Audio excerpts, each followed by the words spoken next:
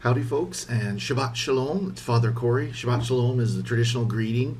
It is the Sabbath, the Shabbat over here, and the greeting is, may the peace of the Sabbath be with you. And of course, the Sabbath for the Jewish people is a time of peace. It is a time of rest. It is the day of rest, as we should be, as Christians, should be celebrating our Sunday, our day of the Lord, our Sabbath.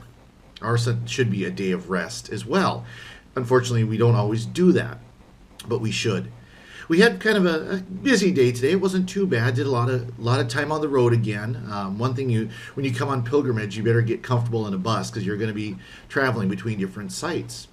We started out this morning by going to Cana in Galilee, and of course, anybody watching, I hope, will remember the story of our Lord's first miracle at Cana, and that's why we went there.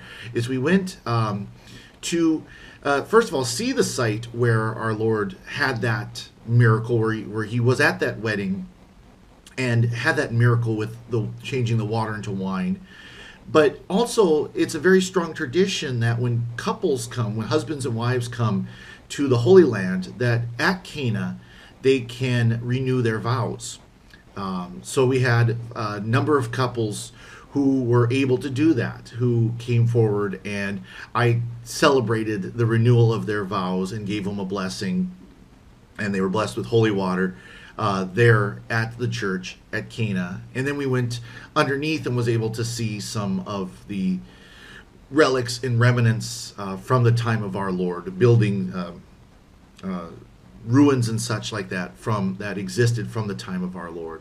So it was a wonderful experience to be able to do that, though we had probably, I think, 5 or 7 couples that underwent this renewal of their vows, remembering the importance of marriage, the importance of that beautiful sacrament, and once again recommitting themselves, understanding, of course, that it's not a sacrament. We did not once again celebrate the sacrament of marriage, but instead that we help them to remember themselves, their own vows that they took when they were married, when they received the sacrament, how many ever years ago it was.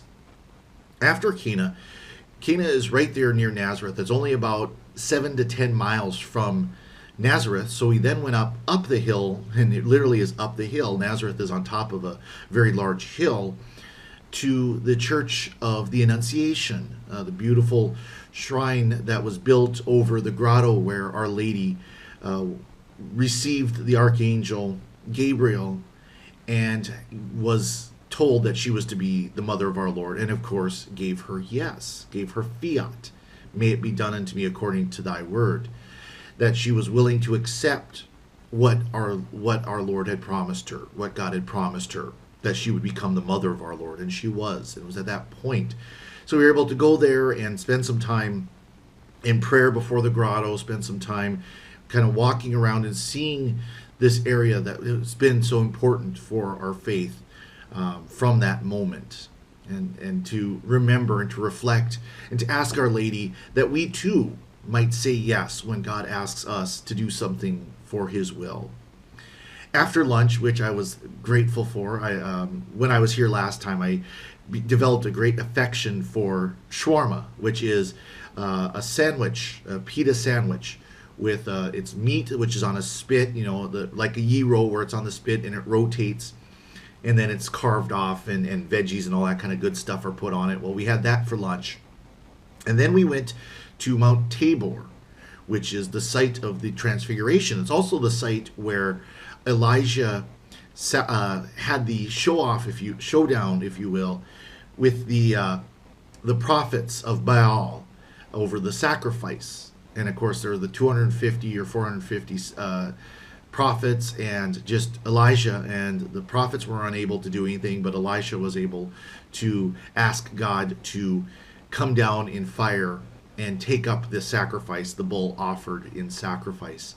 But we went to this mountain and to see the beautiful church there, to pray, to celebrate Mass, in fact, in the lower chapel of that church, to remember the transfiguration of our Lord, the fact that our Lord came and was present with Moses and Elijah there, and that his glory was shown to Peter, James, and John, and by that showing the glory that we will one day share in if we are faithful to our Lord.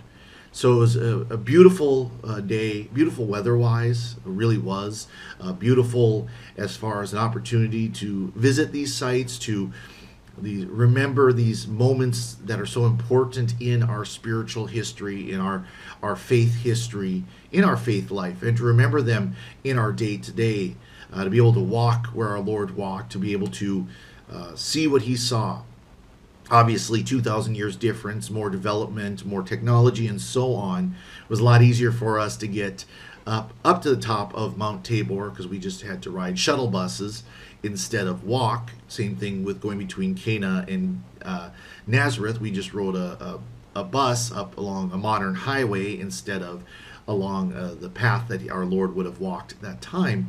But still to know that we are following in his footsteps and treading where he tread, and remembering him, and praying that we'll be open to his will as we are in his home, if you will, in his land, the land where he lived. So that is our pilgrimage for today. I thank you once again for watching. Someone asked for my previous video how many people we have.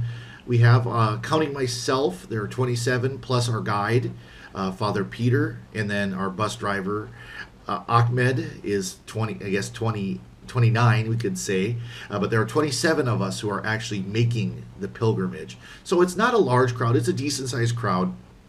And of course, sometimes it's like herding cats to get them where we need to go.